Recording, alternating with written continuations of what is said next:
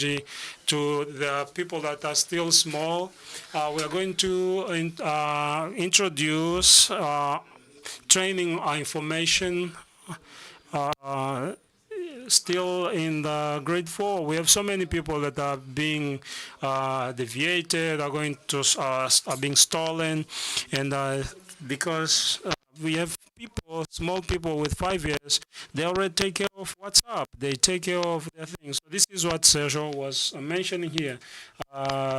Kids that are managing the devices of the fathers. We are going to talk later about the implications of security that is there because of the increasing use of mobile phones. For us having more interaction, I'm going to ask if there's anyone to ask a question. So we have the public. So we are going to open a debate here. So let's talk about this. Good afternoon, everyone. Can I stand up? Yes. Good afternoon. My name is Rivaldo. My question is related to what the speaker here spoke about the use of the password in different accounts in the internet, which is very important to talk about this. When I was much curious, I used to get into accounts that did not belong to me, but now I don't do that anymore.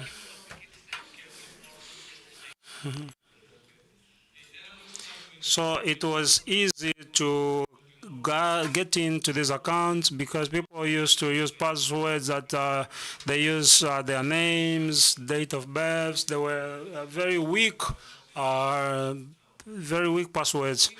And is there a pattern that I can use for many networks, many accounts, or do I use for different accounts, I use different passwords? Because it's difficult also to memorize the password. Is there someone who have never used a password for so many other accounts, especially for the people that are old, they have difficulty in memorizing these passwords. Vivaldo, how do you, so you're directing your question to Nuno. Just to increase in this, to talk more about this passwords. There's some people that come and when it helps you, it tells you memorize your password. So, and then when you go to Google account, you'll see that all the passwords of your life are there in the Google. So just to say that I will not have the work to memorize all my passwords, but then I give this access to Google, and then so many people, they get if you just get hold of one account, then you're going to get hold of the other password accounts. Probably this is off topic for today because the moderator here today already did a work on digital identity, which is more concerning this question that you made.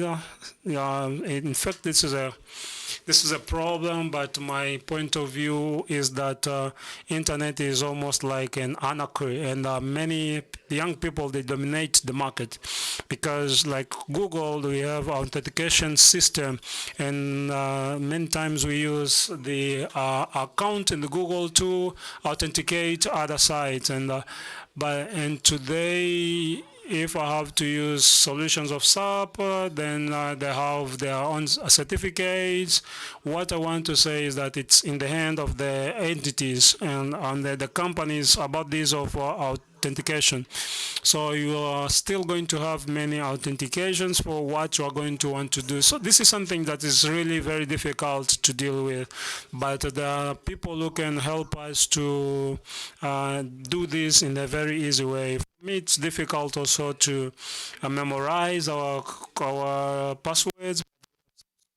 Can help us, but what's the level of security for these softwares? How secure them? So there are some some softwares that are really very secure, but it's like we never know. It's like the COVID. We didn't expect it, but it came. So in terms of security, it's the same. But what we can do now, and it was mentioned by Sergio, is that we need to have procedures. And yes, if what can we do if when this happens so that we can mitigate the problem of the situation, and I believe this is one of the way. And to give you the question, the answer to your question is like you need to stop looking for using the password to get into the other people's account, because I believe that you are going to have a very not likable experience. Talking about the passwords, and especially for these normal accounts, the recommendation is not to repeat the passwords. And also in terms of critical environments, we need to use a multi-authentication system.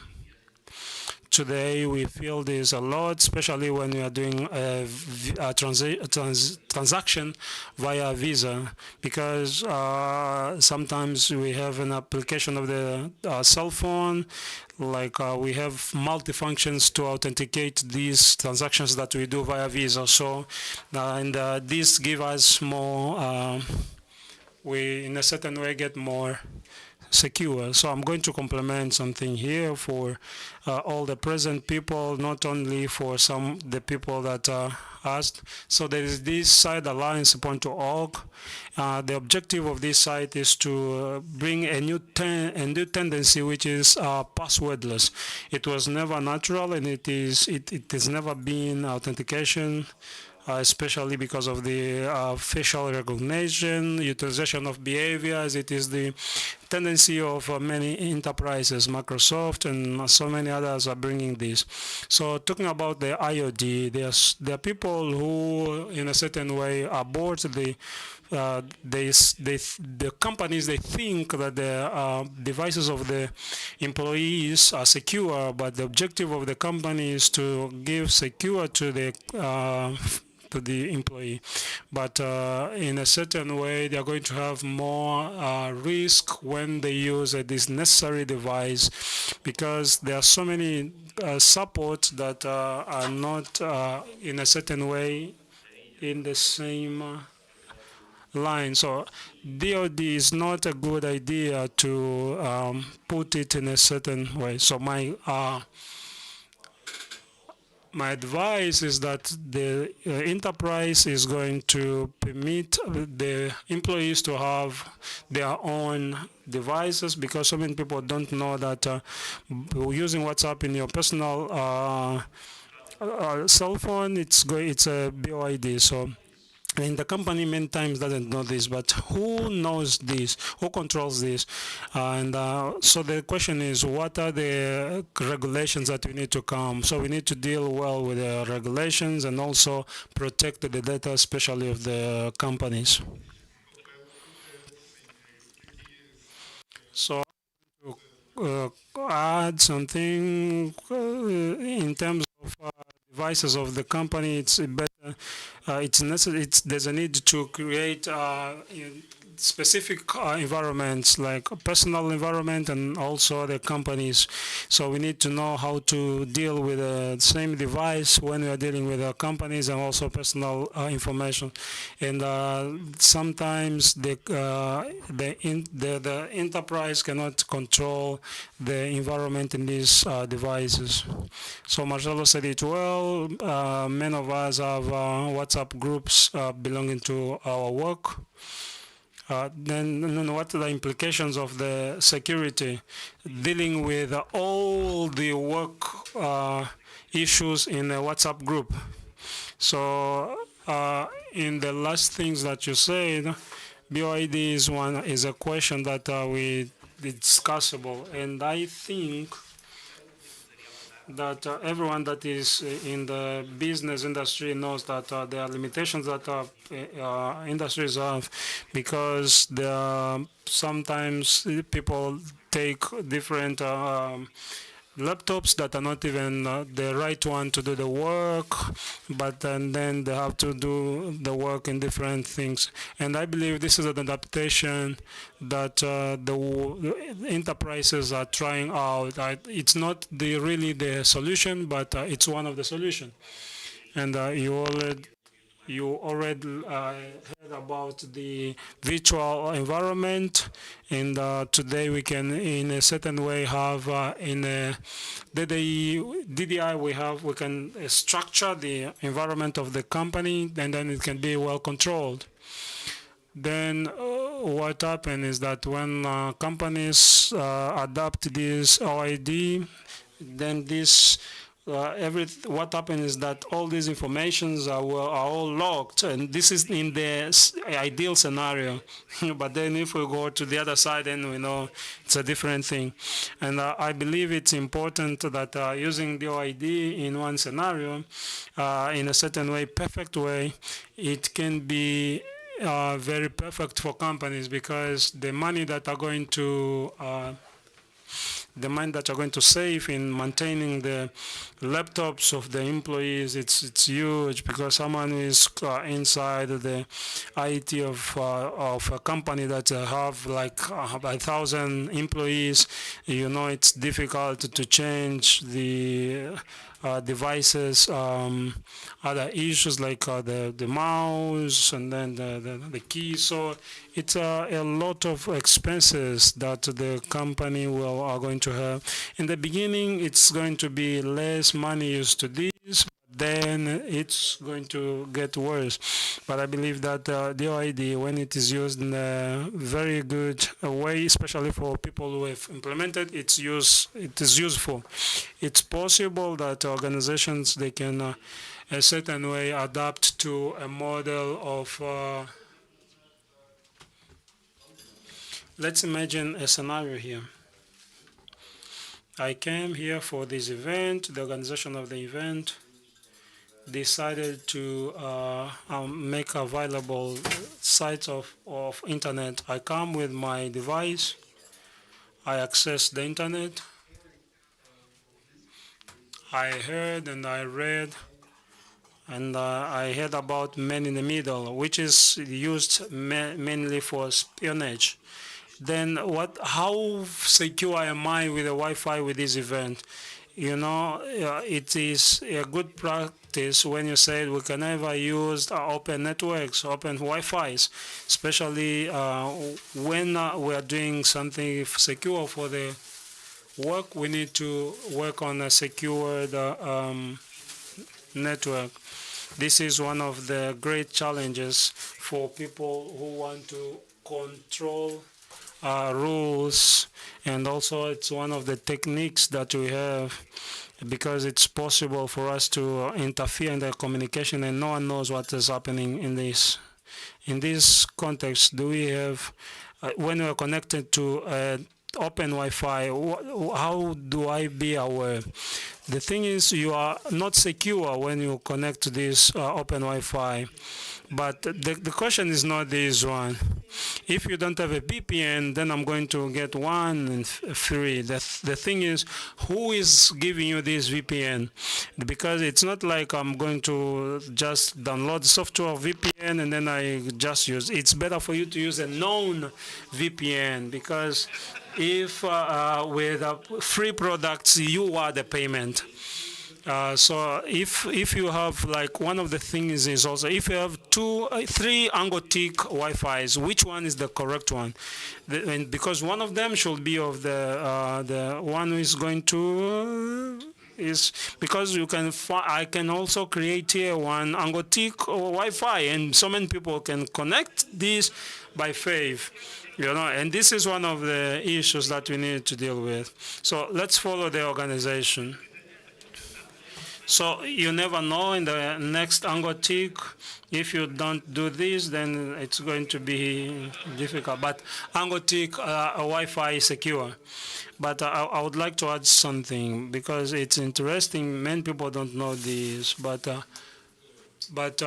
opposes is responsible for all the infrastructure of the government. We are talking about critical infrastructure, and we are responsible for this. And when I talked about people, naturally, what you never felt, sometimes you don't comment, but when you are part of this, then you start commenting, because we have so many people here who are responsible for companies, but it's important we think when we talk about security.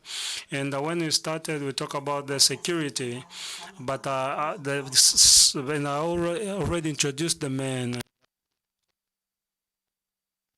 like sometimes at 3 when we are about to leave, it's like we had sometimes all the services blocked, and like people say that in Azure they have like if we don't work then there's no salary, and later we had to update our policy. We can trust people, yes, but because later we discovered that some of our colleagues, they used to block the network, and sometimes they used to do a dark block.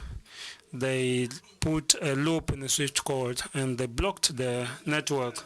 And the first method of security is Marcos collect all the passwords of the data center, and there'll just be two people who will have it. So, and then if they block it again, it's you or me. So this was the first critical measure, and later block all the data center access. And sometimes you can do a logic access or physical access. This issue of dealing with security, now we are going to come out. We're talking about security, but until next week, you are going to be secure. You're going to be very aware. But after that, we are going to be careless. And this is the normal behavior of people. Andre, you mentioned well about talking the infrastructure of the government, and later I'm going to talk about the CERT. I would like to know if we have more questions from the auditorium. Where's the microphone? Name and institution. Just mention a name and then ask your question, and to whom you will take your question to. I would like to add one thing that the doctors already said, and I said it well, and I would like to congratulate the organization for the theme. When we are talking about cybersecurity, in my point of view, we have three important things, 3 points. The first one is the physical security. The second is the logic security, and the third is the administrative security. This is where many of us miss the point in the administrative security and the norms, the patterns, and the laws, and the treaties. Many of the points that the director of Ansi Forces spoke here, one of the things is also we need to develop an internal guideline, because many of us in our companies, we don't have an internal guideline. We work in a very disorderly way, because the guidelines are the ones that are going to direct us in our daily life. It's going to tell us what we are going to realize, what we're going to make from here on top. This is what I would like to add. Thank you. I'll come back to the public. CERT is being born, but before CERT, there's a very extreme point. Normally, we are each week we are in the 5 most attacked countries. It's like all in the world, like all in the. And my question is, how do they find the statistics to classify us as one of the 5 countries mostly attacked in the world? And the thing is, we have the ministry has a committee of cybersecurity. The directors, they do policies, but then the committee does implementations of security. But then this issue of CERT, then we have so many other certs that are part of our private companies. What we are idealizing for CERT, the government is going to produce national certs, but then later we are going also to implement all the private cert. But before we talk about cert, we have to talk about the observer of the cybersecurity, of the center, of the security center. And we also applied a technique of geolocation so that we can also have the knowledge of how many web pages there exist in Angola. And second, in these existing web pages, we need to know how many are really based in Angola and others are out. Because what will happen is sometimes you're going to say there's a bank that suffered an attack, and this attack is going to be attributed to Angola. But because if I have a domain .oa, it doesn't mean that this attack happened in Angola, because there are so many web pages that have this domain, but they are not located in Angola. And when these attacks happen, they cannot be associated in Angola because they are out of our cybernetic space. But unfortunately, because we don't have a cybersecurity observer where government entities can in a certain way show the statistics of all the cyber networks that happens in our territory, then we are just going to be placed in the most attacked country. But my question is, in infrastructure, in technical infrastructure, are we one of the most grown in the continent? So that this can be one of the questions, because this is why we are going to launch the cybersecurity observer of Angola, where many specialists and non-specialists can go and give a click, and they are going to check the statistics of the cybernetic accidents that happen in Angola, either well successful or not. And then later we are going to be part of the ranking in a bad or good way, but then it will be a justified ranking. But now we are considered to be of the worst, which is really not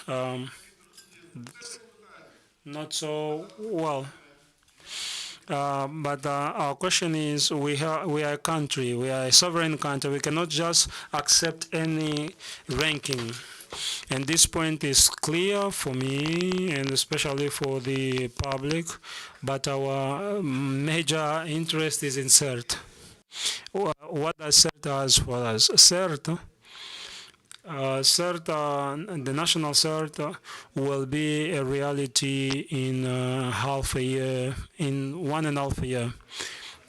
As you can imagine, for a CERT, it will be a very flattened, very wide project. We are not talking about less than 50 million. It is going to be a very good project, because just the set of government will not be the solution. So the strategy is, we are talking about strategy, we are going to implement, and then we are in an auditorium where after this discussion, naturally, we are going to get some contributions from the private sector so that they can give us advice on what we have to implement. Because when the government implements, the government doesn't have the stepsons. Everyone should be under them, the public and the private sector. And what's going to happen with them is the same. So we have read that the research, the viability study. Now we are in the auction for the funding.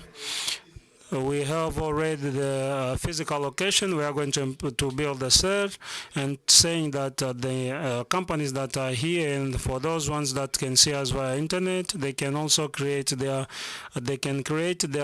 private CERT and also connect to the national one, so that you can have more control.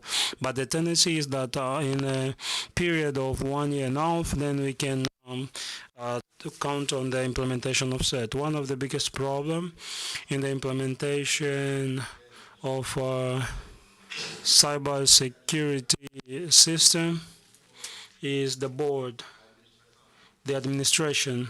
Administrative people normally they don't understand anything about this in majority of the time, and I agree. This is one of the things that happens a lot, but the objective is to change this trend, because what I want to is that companies they need to be more dependent on the digital system, and whatever we see until now is that security is a problem of the team. So the IT is going to solve the problem of the internet, but then it's not just a problem of IT or the company, but it's a business issue, because this is why we need to define, as already someone said, also in the main audience, we need to define what is our strategy of security for the company so that we can talk about the norms and also the policies, so that all the people that interact with this are going to depend on what is going to be defined in the rules. So in these policies and the model of the government, we are attributing responsibilities. What is the paper that the IT has for the security, especially for the technology side, and also for the people side? It's not the IT that's going to deal with it, but it will be the human resource, the people of business. They are going to define how they are going to deal with their risks, and the companies need to define these and decide which risks they are going to go through in terms of cybersecurity. Is it the right moment to have in the board of administrative board someone who understands about cybersecurity? Yes, it is. We are going to have someone someone that's going to get that is the decision is also going to be part of the board. But it depends on how the structure of the companies will be structured. So later I'm going to open for the public, but we are almost at the end. I would like to understand from the challenges and also the risks that are concerned with data storage and of sensitivity issues.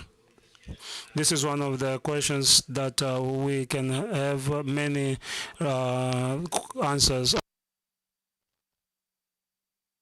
That all other colleagues are going to see this in a very different way, this situation.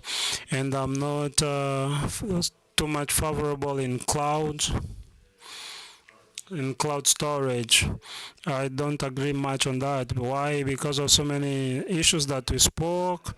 But for companies, it's a very attractive model, and sometimes it gets a very strong force for decision making. We can talk about so many problems that this storage has, even when we have them inside our homes, but we can have the controlled information, and also having the information is available without any security, then it's a problem for any company. But I understand that a startup that needs to have a financial acceleration, then they can also go through this process. But I'm not really against everything that you talk about internet. But I believe that from here in sometimes we are going to have goals fasting in this way, because the companies are going to be scared. The companies are now talking about in their structures to build in their inside structure, and also having information on the cloud. And someone who was of the IT, they already spoke about IT, they already spoke about cloud. No one bought a new technology. So you know that if you don't pay the VIP, then they're going to close. But because of this concept, all of us, we don't put information or data that we put in the bank, then we don't put our informations out. This is why we have all our things inside our house. This is how I see life, but then it's debatable. This is one thing that is really well like to this. Today, the only one that's authorized to deal with AO is Enforce. It's well like to what happens to Ankud. We are in a certain way trusting information in a blind way. We don't know we put it there, we're working on it, but we go there with trust. So what happened is there was a company that had more than 2,000 domain, and that the company just went bankrupt. The thing is that this company was selling the domain that was for 12,000, and it was normally the price was 8. But when they did the domain, they didn't do it in your name. But then when the company became bankrupted, what happened is that all the other companies, they failed. And why did it happen? Because the tech after the domain AO, the thing is 3 months after the expiration, they'll send you an email. So and then in the month of the expiration date of your domain, then they will send you 5 emails. But if you're not associated to the account that your domain is on, then you're not going to get information. And then what happened is that the company became bankrupted, and 2,000 domain they came down. So the domains are not sold to for ownership. It's just renting. You are renting the domain. If you pay the domain for a year, then after the year you are going to get an email just to tell you that your domain is going to expire. And when it expires, you have 30 days to renew. And if you don't renew, then it's going to be available to be sold again.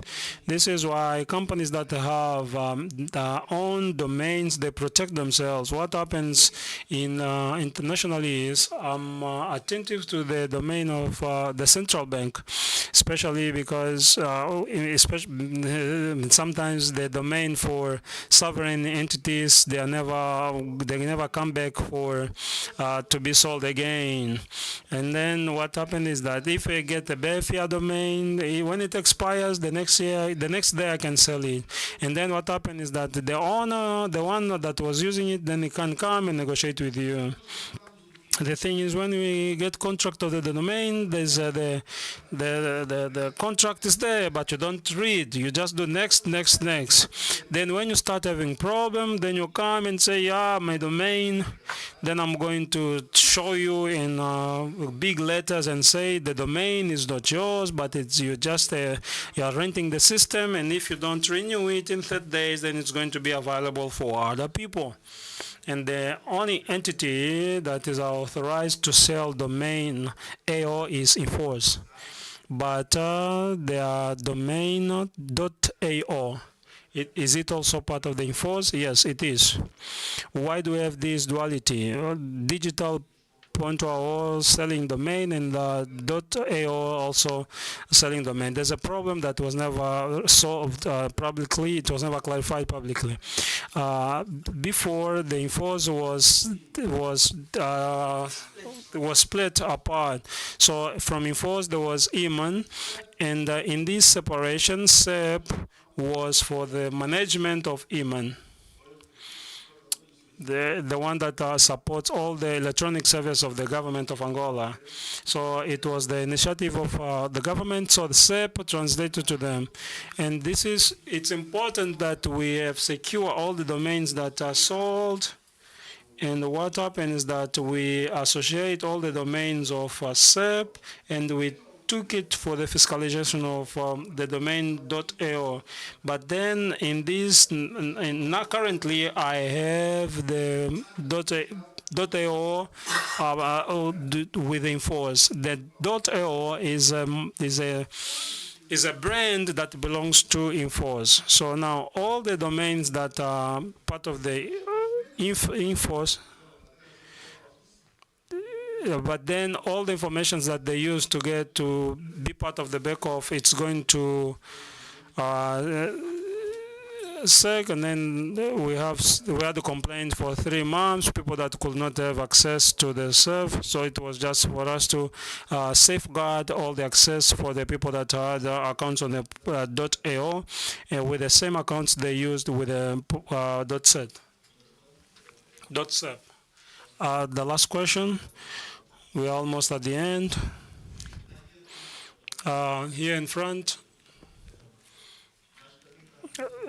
please ask a direct question. Bruno is my name. I'm from BPC. I would like to complement with something that was not said here today. It's like everything is protected or not. And there was the issue of the classification of issues, and we talk about the classification of data. The thing is, we have so many data, but we don't know which one what are the data that can be protected. So companies need to classify their data. They need to know which are the critical data, which one needs to be more attentive on them. And we spoke about cloud, then we need to classify which can go and which one cannot go to cloud. So we need to work on this. And with my experience, this is one of the things that we ignore so much. Second, relating with the domains, as I said before, domain is not a property of an institution. It's a renting, which means that no one is going to own it after their expiration. But if it happens, if someone is with better ideas acquires the domain that was part of the known entities like Unitel, then is going to lose it because there's no any responsibilization for the one that is going to take care of it. But if this person uses this domain for a malicious domain, how can we protect the institutions with this? Or where do we run to? Because still the concept of the intellectual property, even though the domain is not, but then the mark is the brand is a own property like BFA, Unitel. Where do we run to in this case? Well, in the case of the brand registration is part of the Ministry of Economy and Industry, Commerce and Industry. This is their responsibility. So the selling of domain, we have a registered system. It doesn't mean that the brand is going to be disassociated with the domain, but internationally this is a discussion. We need to find another forum to discuss this, because internationally there are even countries that have 2 characters. Domains that have 2 characters, they are private, and they sell it in auctions, and it's international rule. Yana that does the representation of these for us, that we are representative of the government. If you go to Yana, you are going to find my name registered there because of the sovereignty. So we had a problem with the AfriLink where a Chinese found a ranch DP that started to come from China, but it was part of Africa. This is a very wide discussion. But if the brand is registered, then it's an issue for the justice, for the courts, because if the brand is yours, then no one can take it. So we are right at the end, and I'm going to ask a question to Marcel. It has to do with technology, emerging technology, edge computing, artificial intelligence. How does these emerging technologies affect the cybersecurity, and what are the strategies to guarantee security in this scenario? Like in cloud computing, today China and USA, they are looking for supremacy in cloud computing, and this is going to put in risk things that are cryptography of states. So this is in a certain way issue for states that need to deal with it to avoid espionage. We know that there are intelligence agencies that can intercept telecommunications, and then there are so many other different agencies in the world that deal with this information. So we need to talk. We are worried about these countries that they have these technologies, or who is associated to these, and how do we buy it. So the thing is, when we talk about this, we need to talk, who is your provider? Is it China, USA, or Russia? Because we have three main players, and anyone that's associated to this, then we need to, they are linked to these three players. The thing is, will it be an ally or enemy? But then they are linked to this. Don't just buy things because you saw them in the market and you want to innovate. You need to be responsible, because any small car can just run over you. So you need to take this very seriously. And talking about this recommendation, I'm going to give 1 minute to each one recommendations. I believe that the fundamental point are the people, and my recommendation is that look, search, and read. Check the interest, be interested in what you have in front of you, and don't just rush. And I agree, especially because of the people issue. I believe that this issue requires the efforts from the services and the government, because it's a linked issue. It's not just because of the technology, but it's just not the BOA side. And for us citizens, we need to disseminate these issues, and we also need to understand this. We don't need to be teachers to understand this issue. So we need to inform people. One of the themes that we talked here is risk management. We need to know what are our risks, so that we know which are the efforts that we need to do with technology and the people and the process. First, I want to advise everyone to trust the national. Why do I say that? Because we have so many national entities that are going to give you this service.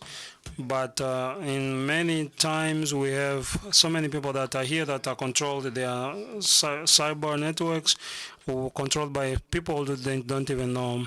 One is also, you need to update your sites. Many people use .com until now, but I want you to advise to go to .ao, because we need to nationalize our infrastructures. Many of us, we tend to look abroad, while we have the chance to make our country much more stronger when we use our infrastructures and our systems. Thank you.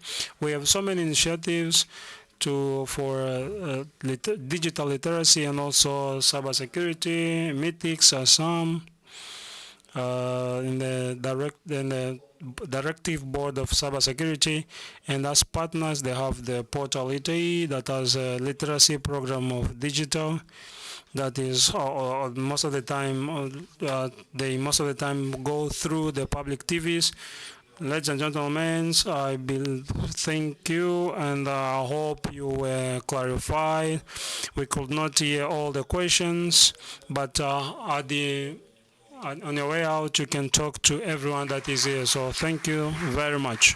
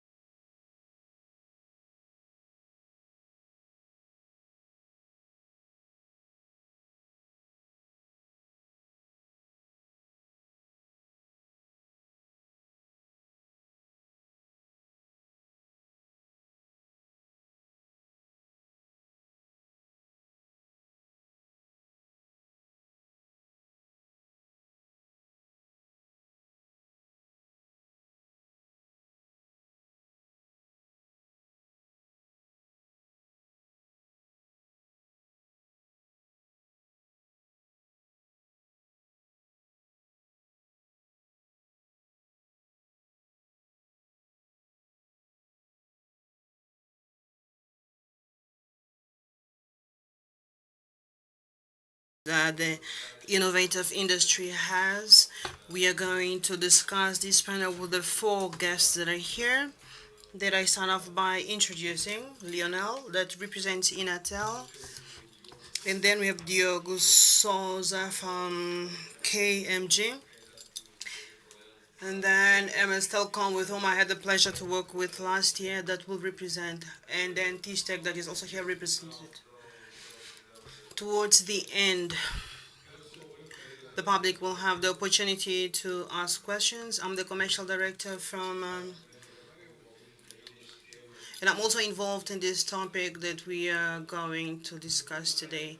I will start off with Kikasa, that MS Telecom, a company that is already in the market for a long time, that has been experiencing these challenges closely that the companies or the industries have in the Angolan market. So my first question goes to Kikas, and then I will move on the same questions to all. The question is as follows: how can you attend to the challenges that the industries face in Angola? How can you respond? How can you give a solution to their needs on the innovation of their processes and products? How can you get to that?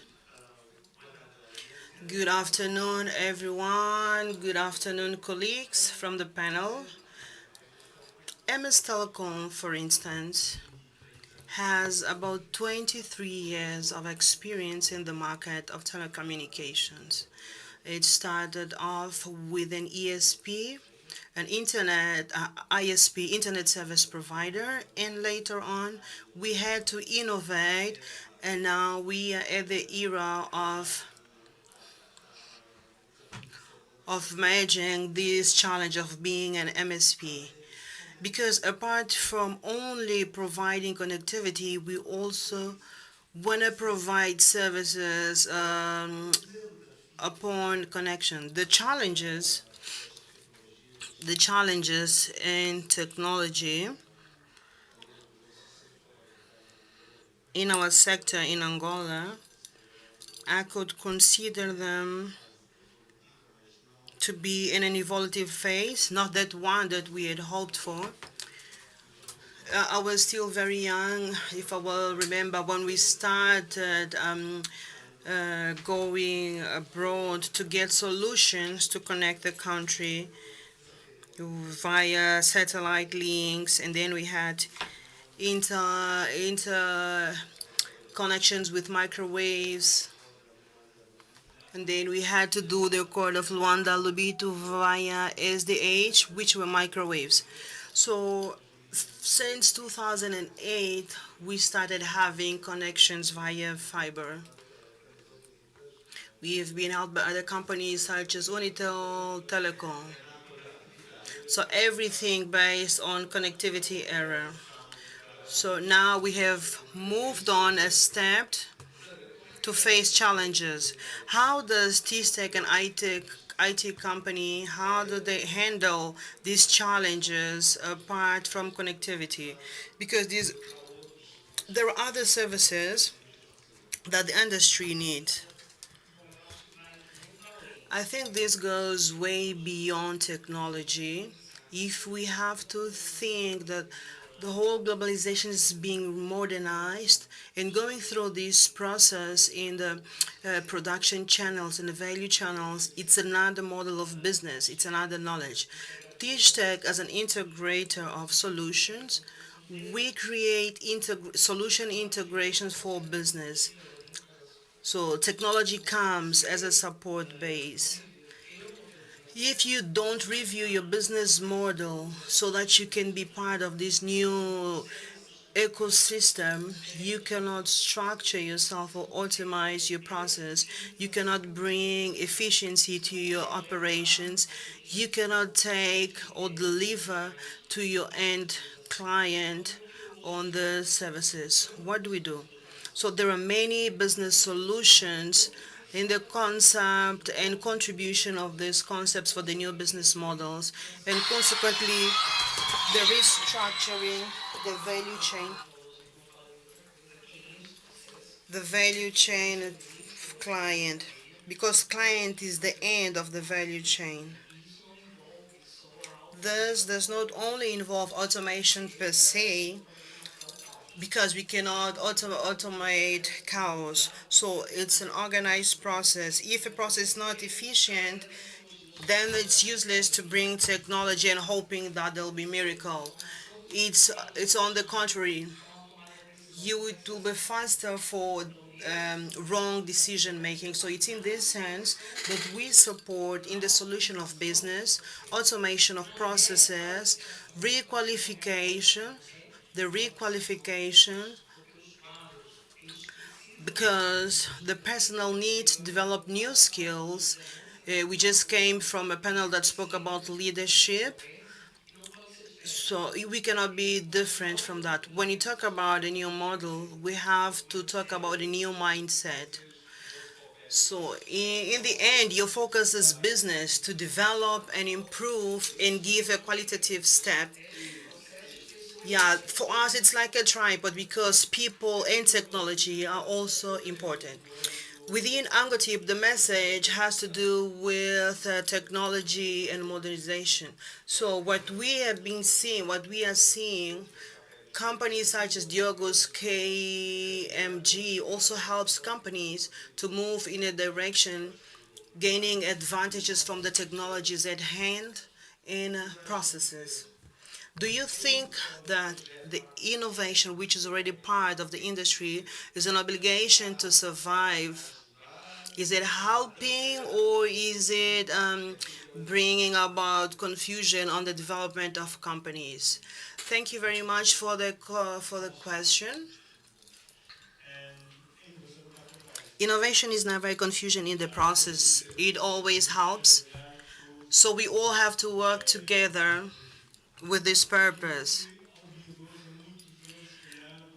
The difference today from a few years ago, but we are still not where we hope to be, is that communication that used to sell connectivity nowadays sells solutions. Suppliers of software solutions, I keep on using the word solution, but it's from a holistic point of view. So there are different packages of softwares. On the academia used to have more difficulties to support innovation processes of companies.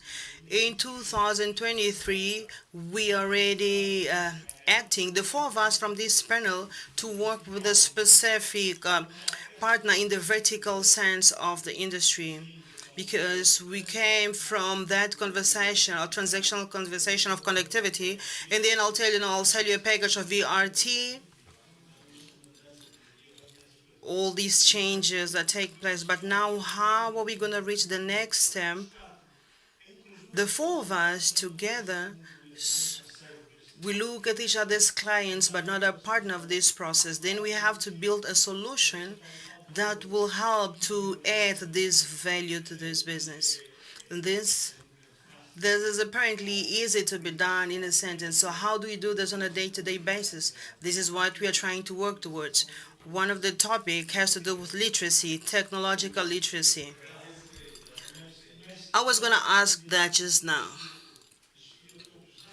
The leadership already understood what skills would allow to create these solutions.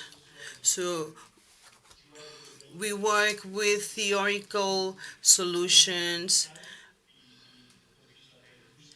and from an illustrative point of view to see how a factory would be functioning in 2026 when it's completely automated. And when we understand the potential of technology and the curiosity of that, and from that, we will have. Obviously, agree with that, and thank you for your input. I would go to Leonardo because from what we had from the three panelists are dimensions that in the end need need to have the know-how or ability from those who can make things happen. So it's useless to work on theory. So to say we need partnership for A and B, we need this and that, and to draw a good business plan, a good, beautiful evolution plan. But then in the end, we have the human component that Inatal has a great contribution. So your challenge in the end is to have the resources well structured to be able to execute all the needed activities. Exactly. And as a body for instruction and research in Brazil and in the world, I was also in the public access for many years. There are many models from developed countries. We have an academic area that's very strong and a service area that's also very strong. Today, we do transfer of this knowledge to the market and also bring all the update for the personal training. So this is not only on the theory part of the thing. So this issue of the industry 4.0, we render services today for many companies in Brazil working on connectivity projects. Like my friend Diogo said, weight the analysis of the company as a strategy or business plan.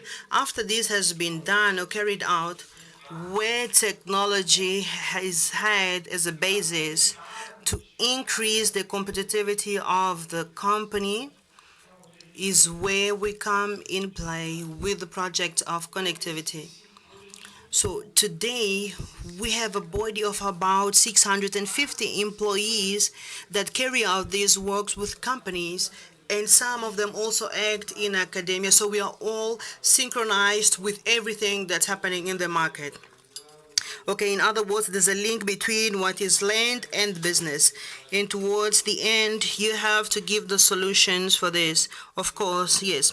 With regards to the solutions, we've been seeing here at Angotic many companies presenting different solutions, be it in data security, cloud connectivity, and at the end of the day, people come here and they want to know, so how do we combine all of this? How do we offer, how do we deliver this, and in what conditions?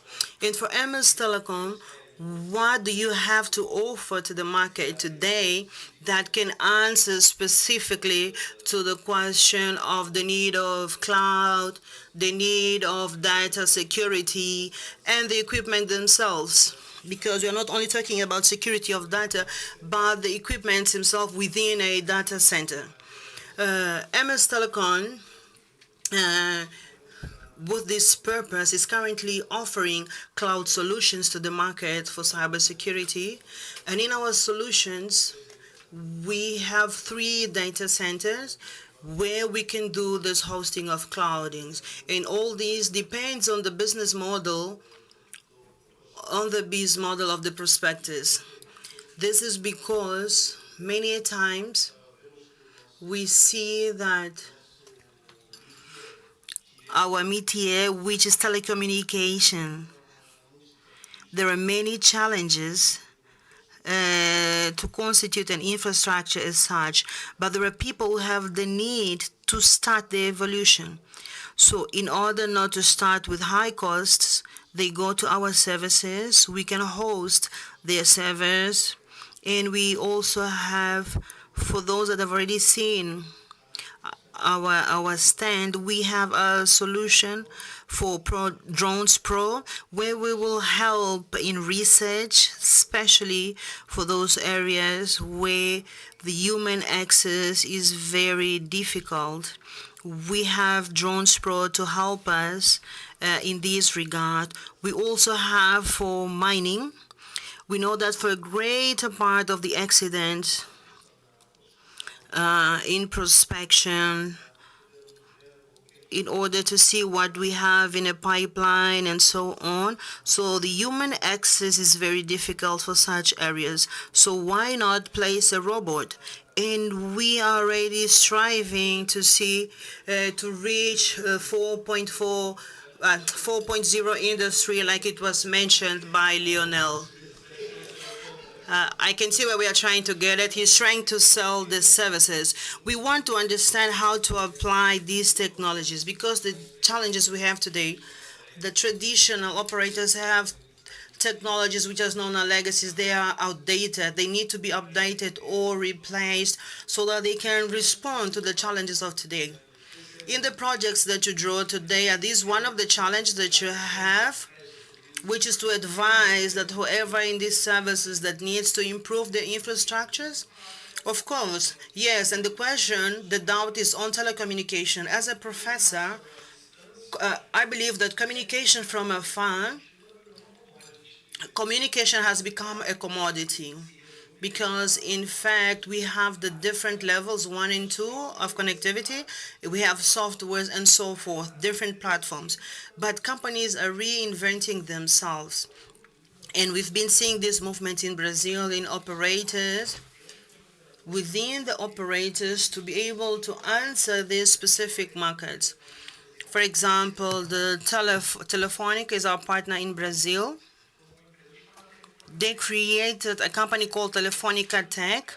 Telefonica is an operator like MS Telecom, but Telefonica Tech has this purpose of integrating technological systems, be it for industry, agriculture, or smart places.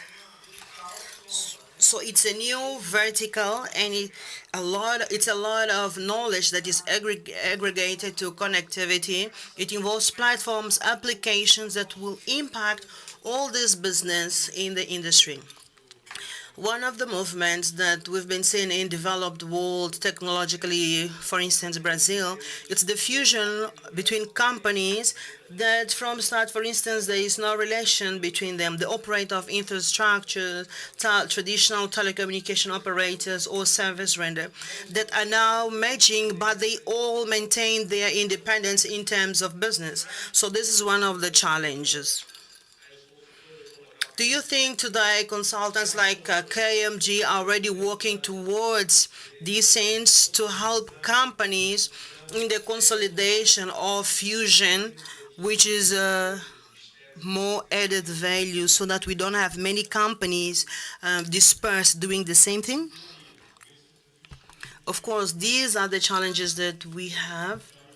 I cannot share a lot of information, but one of the world operators in the UK is currently in this process working on its IoT. All its team as a leader in the world market, they have, for instance, German cars, all smart chips that are in the cars and connectivities. They come from this platform, from this operator, and then they have roaming systems worldwide. All these functions to have the agility that it's needed to develop new products and services at central level and do its deployment globally so that they can extend the business. So to do a mapping with this room, for instance, these are the technological monsters that we are facing, and they will obviously reach Angola as well. The technological sector in Angola should create its national contact to feed some of these platforms and also compete. This autonomy between the partners and the competition, they feed it on a daily basis because this is inseparable. In other contexts, these are all partners to feed. It makes sense that it works this way to construct a solution for agribusiness. At a given moment, Multitel will have to work with another operator in another case to construct another solution. So we have to be partners. In other words, in the end of the day, the operators, more and more, they have to change the way of they think, the way they operate. This is one of the greatest challenges we have in our market. In telecommunication, the greatest for communication in Barcelona runs in February and March. There was an exact same panel as this. The CEO from Ranch, Weatherford, and other international companies. And it was the first time that I've seen the word partnership in agro business. This partnership has been constantly used among these monsters. So from now on, we are all partnering up to be able to achieve a common good. In the case of Angola, Cable A is a success case of partnership, global partnership, because if initially we were seen as They just read, they just arrived to the market now. They don't know the market. They come from Africa. They are not experienced. But today we see it differently because we went through this route.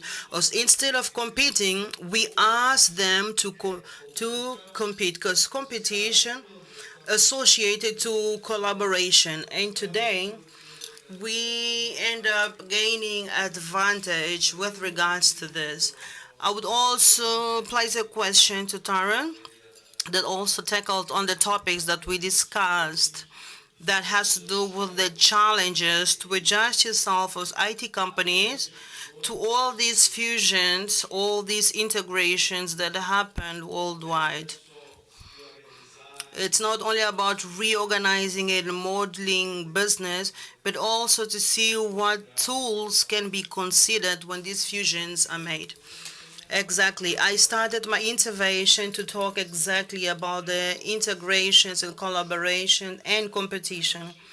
But I think that before I'm going to say what the technology, it's to know the strategy of the company and what technology best suits that. So talk about the tool and the strategy. So in the case of startups, then you ask, where's the result of this technology?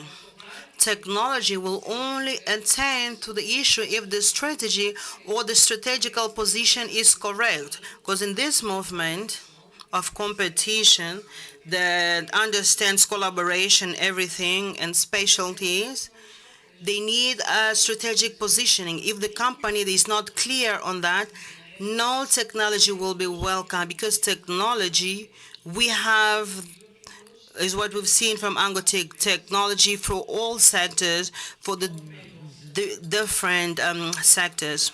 That's why today, when we design a technological solution for a client, we need to understand what business today is and what you expect from it today, tomorrow.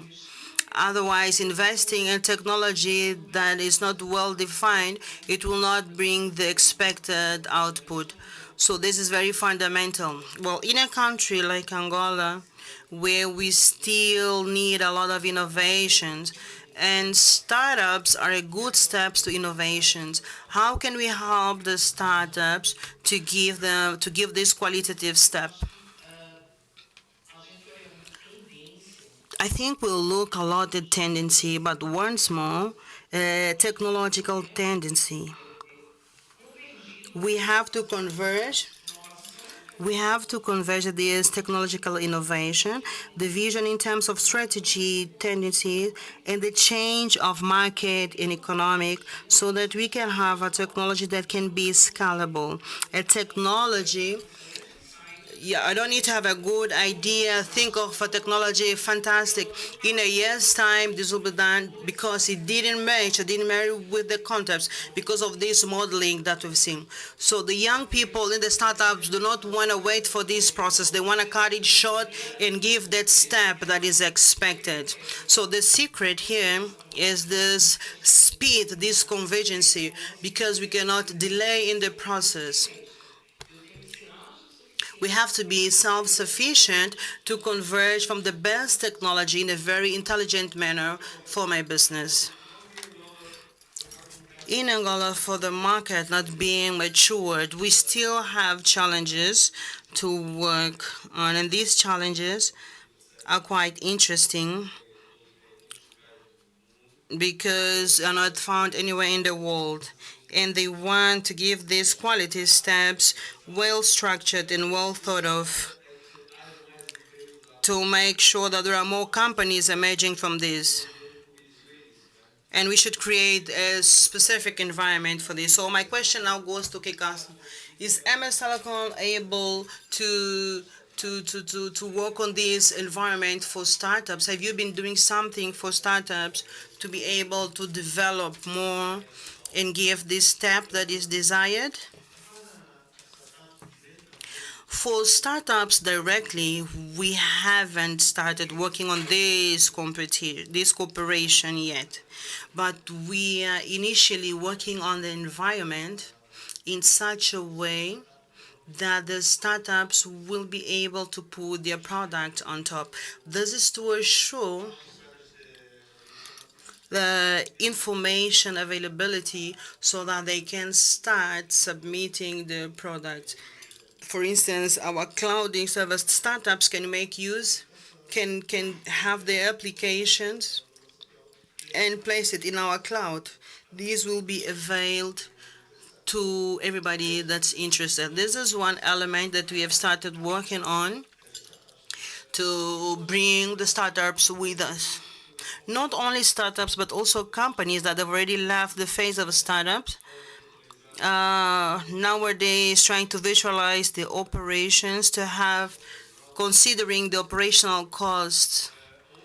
Another issue that's also associated to this that we normally forget at times when we talk about startups has to do with security. Up to where all this data that is being produced and availed, up to when is this going to be stored? Who will have access to this data? Security from your point of view, you that are involved. Of course, talking about cyber and all their components, it's different frameworks at the level of the government, but they also have to be transformed into clear policies of the companies, the banks, oil and gas companies. All of these companies should have their cybersecurity protection policies well structured. We defend this highly exactly to reposition the role of the heads of security to this topic because in the past they were seen as boring topics. So by defining these policies and frameworks, we will look at the innovations on security basis. We will see where our border lies. We will then know how to develop from there. Contrary to that,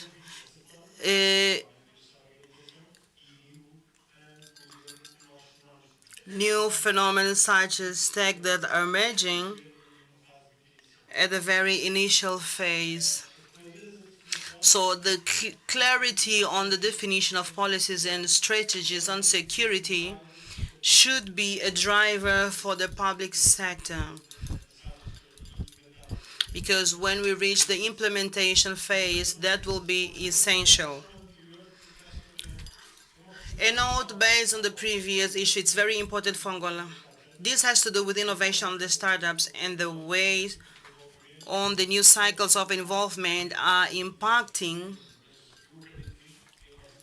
I believe this will be the future, that we will stop having innovation centers and development.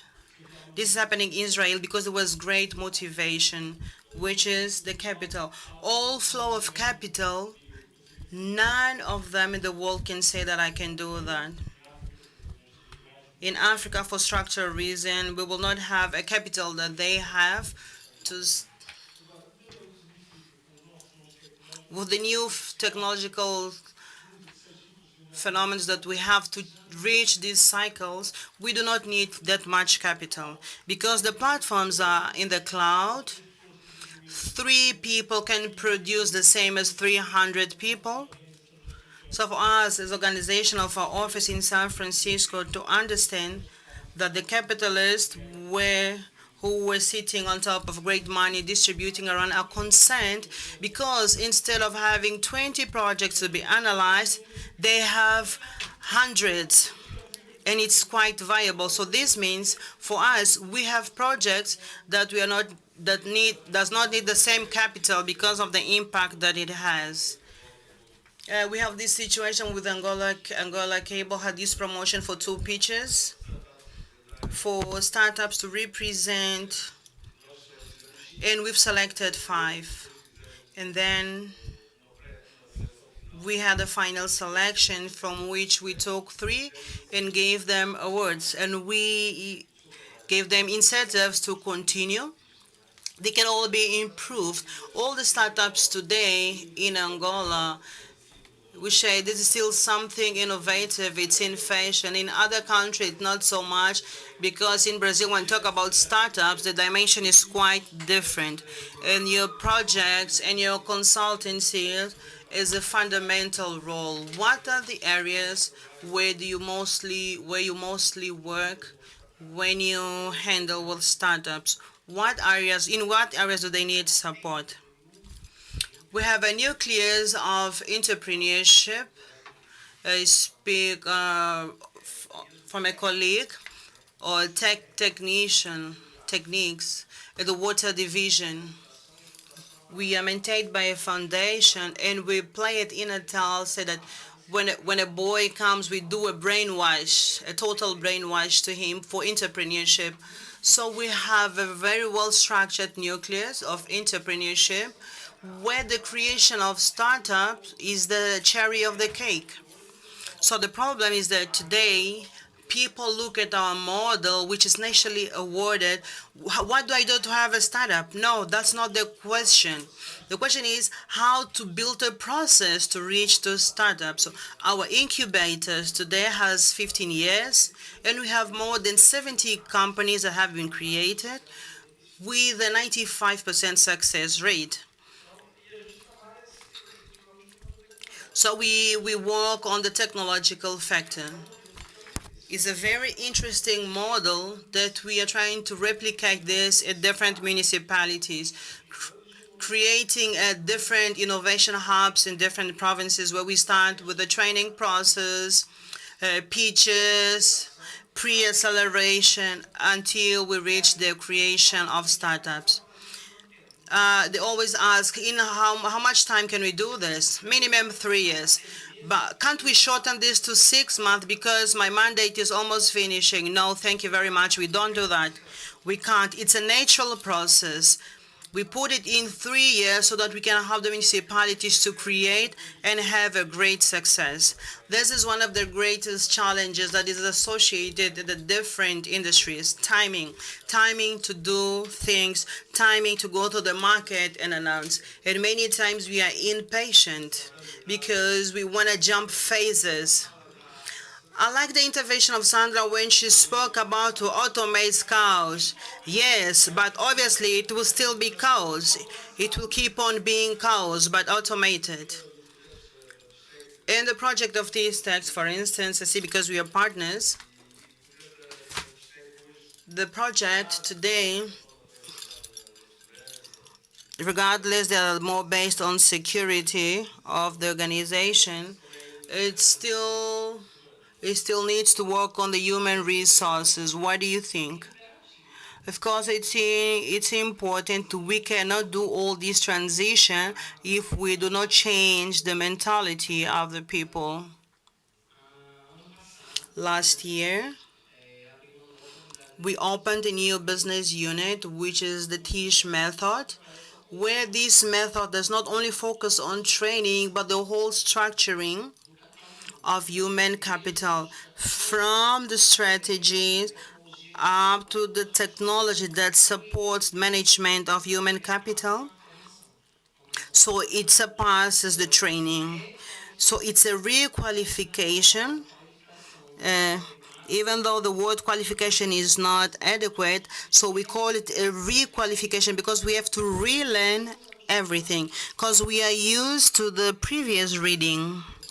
And this is the greatest challenge. Diogo mentioned, he said, these projects of re-implementations have to manage the changes. This was a concern and challenge. Of course, it still is, but today the challenges are greater because they are more contextual. From the moment that I'm in an organization and I wanted to interact within its productive channel with other players that also need to change their mindset to create results for the project, so we keep on challenging ourselves. It has to surpass people, be it on the technical side, specialization, or behavioral aspect on communication, because acting in a collaborative manner with competition is a whole change of behavior. it's for me to stop looking at you as a competitor, and within our business somewhere we will be competitors, but I remove that t-shirt and I place another one of partners, because in another project we do act as partners.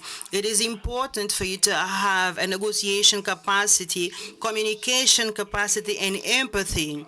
So this is not empathy for another being, but business empathy. So this is how the method TIJ has been working. This is something that MS Telecom has to do through different phases of its life. MS Telco is a subsidiary of Sonangol Group.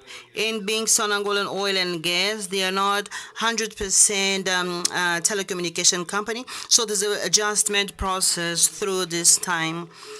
How are you adapting nowadays the human capital on this behavioral management to adapt the new demand of the oil and gas industry? It's quite demanding. Sandra said it very well. Firstly, human capital factor. We have to be able to value man because he is the actor of this change. What are we doing at MS Telecom? It's to go through a period of capitalization of the human factor, which is to requalify man and make him understand the processes that have to do with the development of a given niche of the market. For instance, we have people that act in the oil and gas sector that is currently our core. These people need to have their training updated. They need to have their processes in mind, because we know that in oil and gas, minimal mistake is huge, is fatal. So there's the need for the human being to update themselves on a daily basis.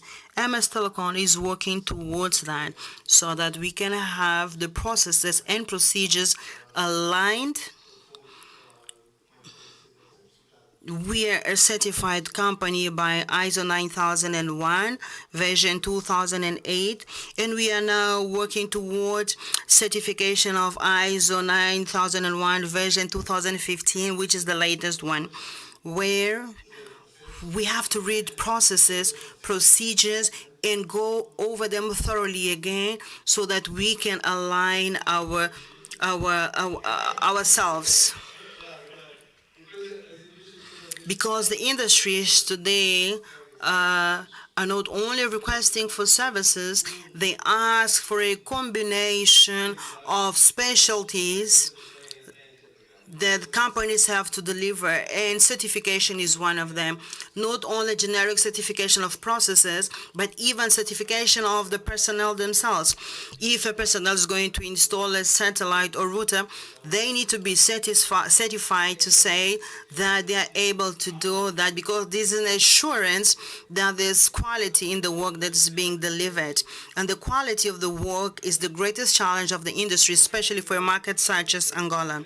In the case of Leandro, in the experience of Brazil, and I know a little bit of it, what is the demand of certification? I think it's no longer a demand, it's something that comes naturally. Well, it's interesting because when we talk about certification, we think about a beautiful diploma. They talk about Cisco certification. No, it's not that. It's good that you reminded that MS Telecom was our first partner. I was a learner. I was a learner in 2006. It was a pleasure for us to come here then. So what happens? We have an area at Donatel where we look at company training. So in the past, it was quite simple. The companies would call and say, I need training and antennas, this and that. So we have the instructors that go there and do it. So we have gone over that phase. Today, we offer a different package called gap analysis, where we help the human resources with approved methodologies to rise these gaps, to help the human capital of the companies to know what training they need. And then we create certification which are called knowledge hub, because it's best for a company that is in that area that wants to understand what training is needed, because it's not their area of actuation, so the knowledge is lost. So what we do is the gap analysis. I'm also selling my business here. So we do this gap analysis. We help the human capital to create these different areas of knowledges, and then it's up to the company to do the selection of who will participate in this training. So these are the different certification. Say we have a satellite installer, they have to go through the knowledge of antenna, blah, blah, ABC. So they have to understand all these process. All of this is an assurance. This gives the certification. Another thing that is a threat today in Brazil is that our clients in Brazil, till imagine teach in Brazil, you have to do an assessment. So certification is given to the professional based on an assessment. And obviously the interested parties of the certification also need to understand, need to know. Knowledge that you pass through to the personnel is not of the company. This is a very important part. This knowledge is for the personnel, because if he goes to another company, he will take this knowledge with him. We do not act in this area, but this also goes through the remodelation. So we know that many of our partners in Brazil, after they get the certification, they have a gratification on their career plan, because we do not want to lose that investment that has been made. One question for Diogo has to do exactly with this question. What industries are concerned today with requesting certification on their service provider? Is it all of them in general, or are there some specific? I remember in my case, 10, 15 years ago, the oil and gas industry and mining were literally the companies demanding for certification. To answer this question, first, this has to do with human being, because we only do what we are inspected to do.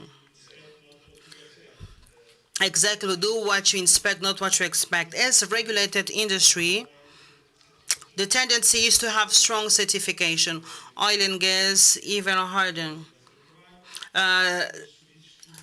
Agency at work, a financial system that is more full height for the development of the economy, certification that have to do with business negotiation and telecommunication. There's a tendency of having certification of their critical equipment to safeguard continuity of business and the different layers of security, also to safeguard that everything that is done is within the parameters. All these industries have this demand, and they ask for our services to help them verify, to make sure they meet conformity levels. For me, as a consultant, it's companies that come to ask how they're going to develop, how from now, when everything becomes automated, even operators. So the positions are more and more in clouds. We have clients that request for operations that are not or zero touch. So from the supply chain, everything else is being done by the machineries.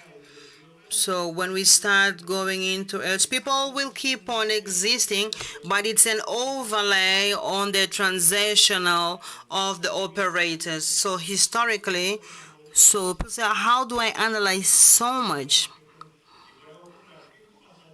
Today is contrary. What do I do to my people? I already have a machine doing all these assessment, analyzing all these data have an added value. So to think about certification security in this context, it goes beyond certification. I just remembered something now, because in the end, it is also associated with the last tendencies, like it happened, which is the fact that we have more remote workers, which is harder to control as to when they are in the office. Certification, training, monitoring is something that happens on a day-to-day basis by the companies to assure that their processes go end to end and they have the quality that is expected. I think we still have a little bit of time for questions. I don't know if you still have another topic to add. Feel free. I have a point here. For us, it was a challenge that started during the pandemic that still prevails, which is the remote work. How do we control productivity, for instance, of our developers? We have professionals in India, Brazil, Mexico, etc., at different places.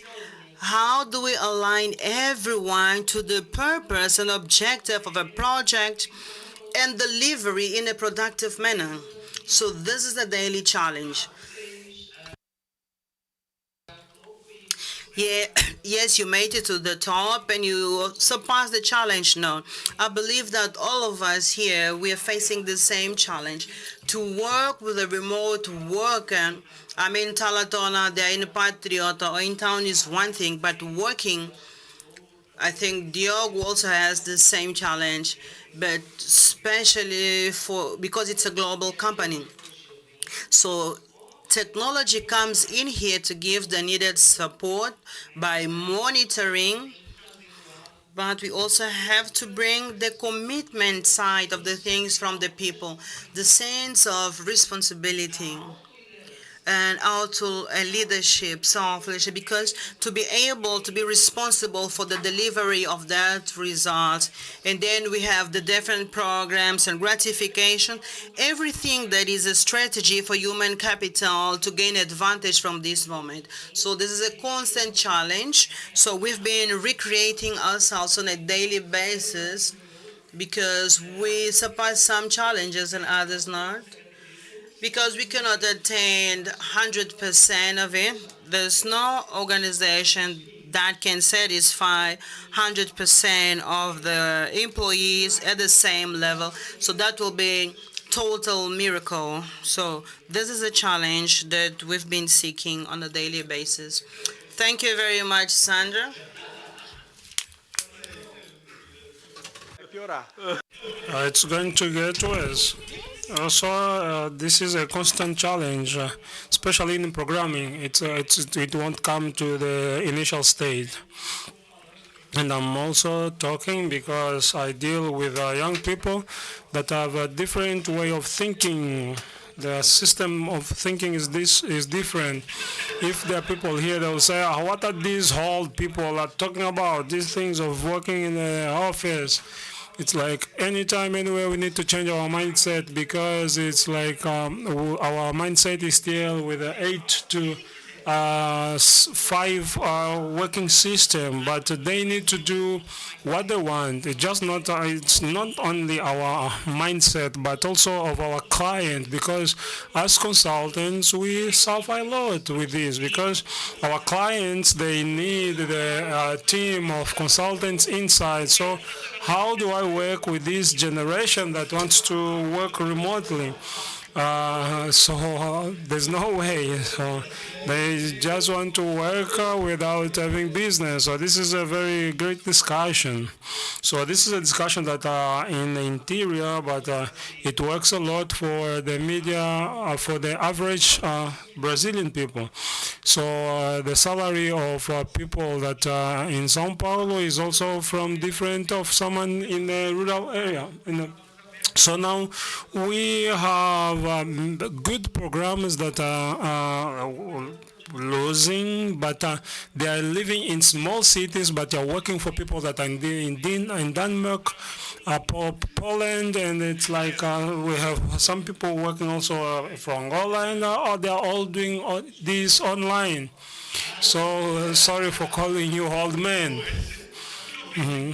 So, so I learned with these with the kids that went to study there in Brazil. I was the old man. So one experience that we lived through during the pandemic situation was like we were living through 2 years monitoring, and I remember that my team, my negotiating team, were like about 64 engineers, and we did home offices, and this is the time that our company made more revenue. So in terms of revenue, we increased a lot because this element is tend to the result. And many people said, "Why don't you just leave us at home and you are going to work?" Yes, our mindset needs to change, right? And we need to understand that we now need to look more in the revenue, and we need to use this time that we will have to get more specialized, and from there we're going to do the retention of this staff, because otherwise they will go. And we do retention via policies of gratification. What my grandmother said, when they get a good score, we are going to give them some incentives, and it's going to make the collaborator to still giving their best for the betterment of the company. My contribution, we have lots of contribution, but due to time, if someone has a question, so we also like to give the public to make some contribution. And we have also a lady there that's going to make a question then. Good afternoon, my name is Nadia Fortunato. I would like to thank the panelists for your great presentation. My question goes to MS Telcom, and or probably Siltec or KPMG, since you are consultants. We are in an area where we spoke a lot, which is an innovative area. We have so many challenges and many responsibilities. And it was good to head MSCOM that has drone technology so that it can help with work. So I would like to know, yes, we have, is there a project if it's not yet implemented, or if there is already an automation that was installed in the infrastructure, so that you can have more acceleration and above all security? Is there a way? How do we do the automation in our services? Thank you. Do you want to give the answer, or? So yes, we can give the answer, and then we have another question of a lady in front. To say that we already started the process of automation of process. This is when we have a tool like Microsoft Dynamic, since the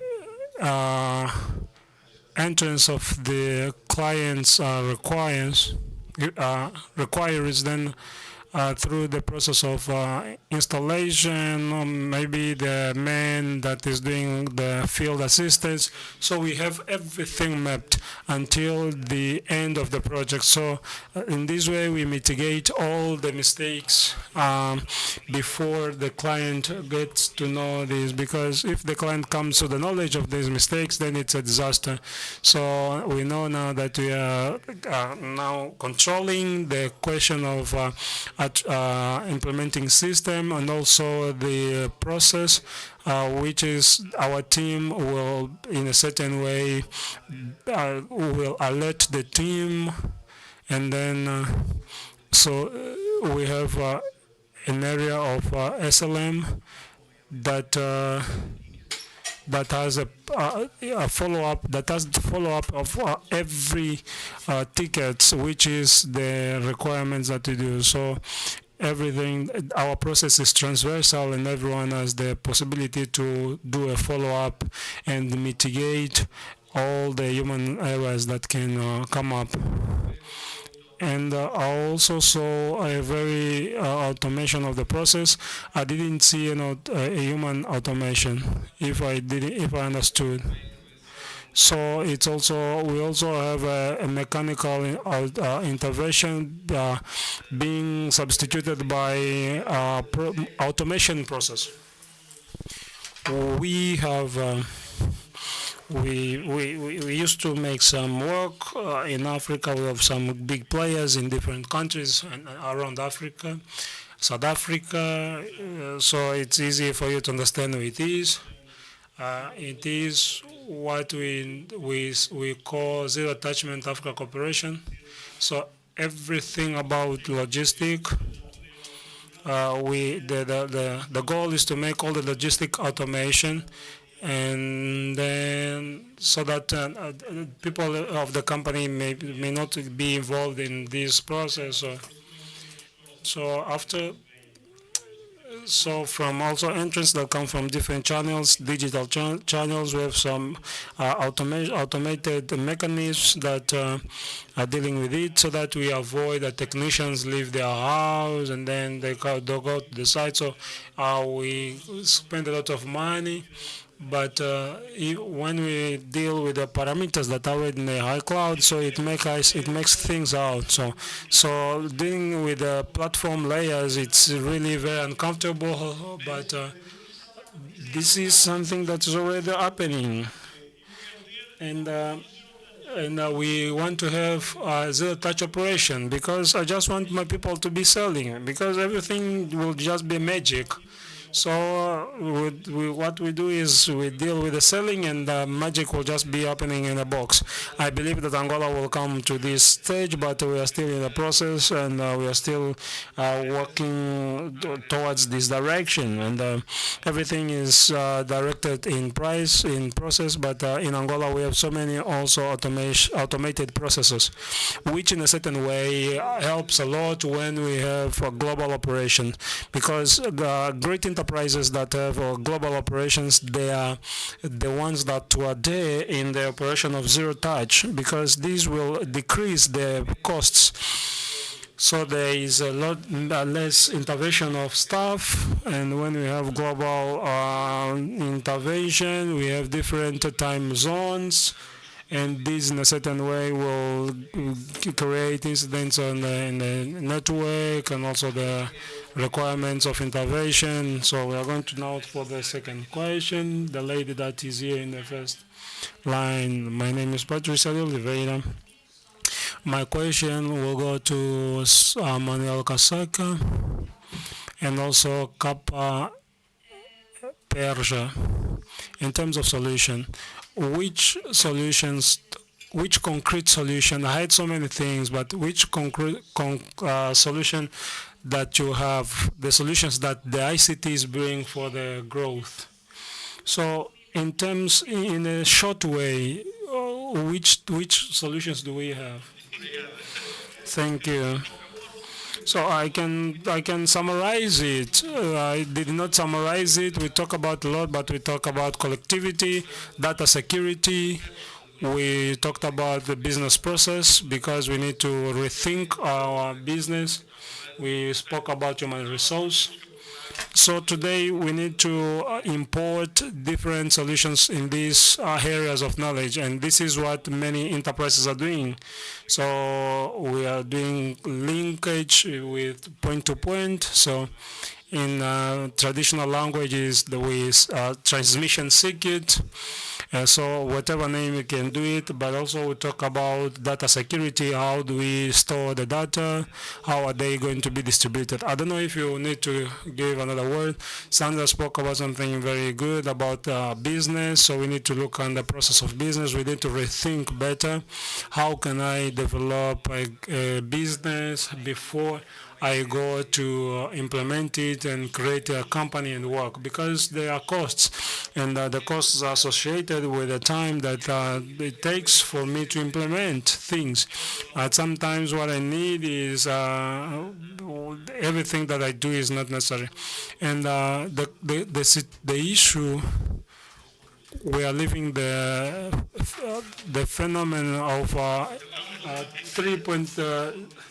3.0 industry system, and we are working to go to 4.0. So we are having robotics, uh, we have robotics that work with the algorithms that are logged into them, or like you have a machine that is dealing with filling cold drinks. So I didn't want to talk about cooker, but since you spoke about it, so we have the robot is there, is like filling, and then it goes out. So the thing is, how will the ICTs intervene here in the 4.0 industry where we want to reach? So we just want to go beyond in just interpreting the commands that we give to them.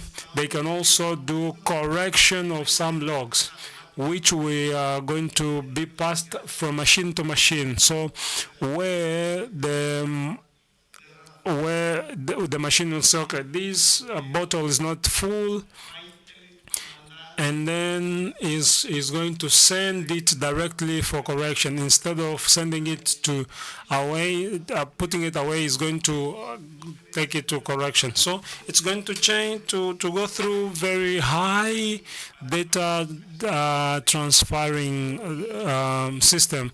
This is why the 3G is coming, and because of the use of 4G that we have, the sustainability is not really full, because most of the time the one that is controlling this machine is like in a very distant way, it's far away. So now we need to do a way of high transferring system so that we can do the automotive automation. And this is where we are going to go back to school, the new phase. We need to go back to school so that we can learn how this transferring of this transferring issue. We are going to have the big analytic.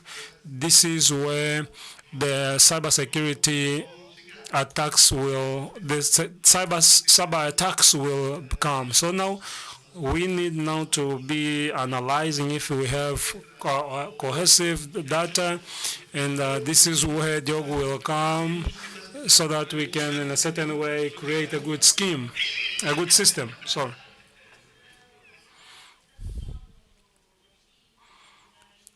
This situation of ICTs and innovation, will it not risk unemployment? This is where we need to change our mindset. What Sandra said, we need to update the skills of men so that they can, in a certain way, be able to continue to keep their work, because robots will not take their kids to school. So the thing is sustainability of the industry 4.0. So this system will come with a cycle of automation and spacing, and so it's like we have extinct segments, but where we have a chaos, we have an opportunity. So the 4.0 industry is coming to converge. So it's a collaboration. It has automation with people. This is why people need to change their qualification level, because many other challenges will come because of this period. And it will be like for me as a person and professional, and I'm also involving, and I'm also updating my level of knowledge, so that I can, in a certain way, be able to be inserted in this context of the future. Meaning that people will not be substituted. Everything starts with people, everything is through people, for people, because at the end, the client is the society, our people. So when we talk about the 4.0 industry, it's about people, the collaboration. operation, the employees, and everyone works in a sustainable way in this Industry 4.0, which is the automation system. So we are not just discussing, which is the beginning, but these industries, they need one another and they have to work hand by hand. No one will substitute to the other one. So are you clarified in this? We don't want you to leave this place with doubts. So we have another question. Good afternoon, Jose Honorio. I would like to know the opinion of the panelists from Unitel, the advices that you give to the startups so that they can be known and seen as the um, partners in the growth of the economy of the nation. Way back, we used to say that managers of great business were very rude people, were arrogant people.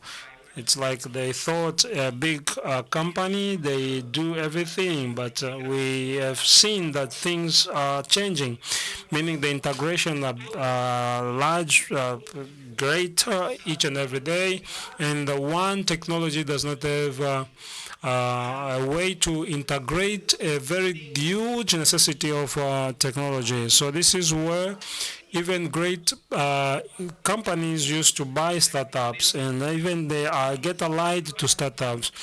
You see, there's like you see a company that values in business. They are working with startups. It's like a business-to-business relationship. So the startup need to do its work, but today we cannot sell promise. You have to sell results. So if the startup is there with good service and a good product and is competitive, then you need to show your value in the market. If you are not strong, then you won't really live in the market, because don't come and sell things that you cannot provide, because the market is really aggressive. We are in Brazil, like we have so many employees, and they come talk to a startup. You see, the people become and say, "How many people are there?" Like there are four, three people. But this is changing.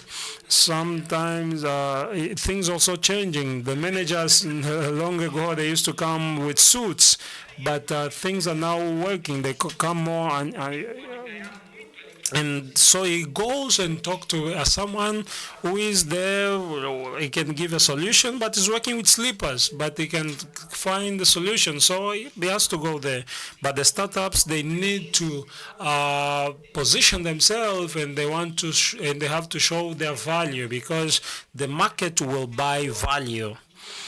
Because sometimes you fail just once and it will be fatal for you. It will make you dead. Another question? Nós então depois encerramos, já passamos quase uma hora. Sim, José Cabeca não é meu nome. José Capik is my name. I have a question about the creation of startups. Dr. Sandra said about startups. You say that there's a need to think that we need to change the business before we go to technological solution. But if we say, can you not start a startup without having knowledge about business or something?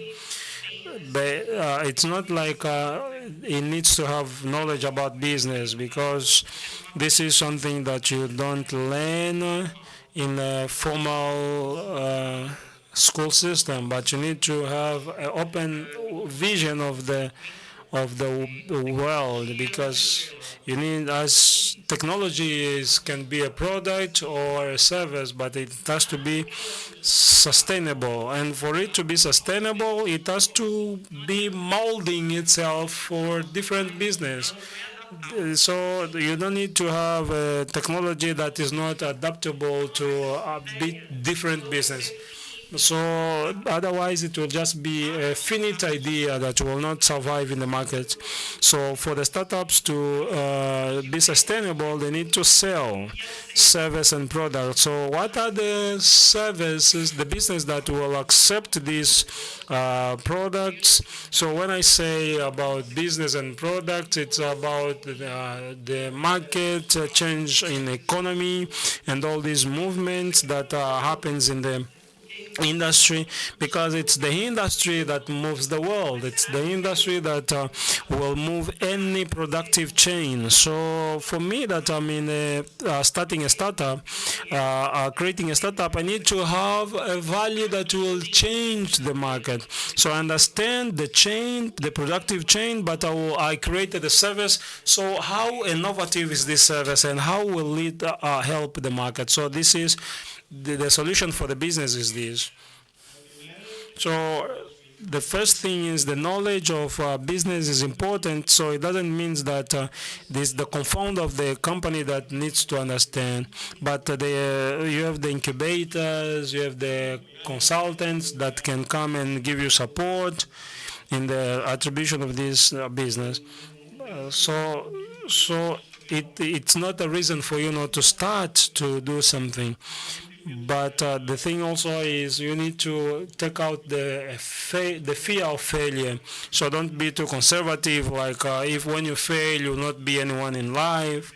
So in different contexts about work, especially in the speaking in the areas of Portuguese-speaking people, for them it's like it's a problem when they fail. But failing is part of life. So but then the problem is the thing is some people come to a frequency of failure that at the end they come to a success. But then if you believe and you have a purpose, it's going to in a certain way going to make you.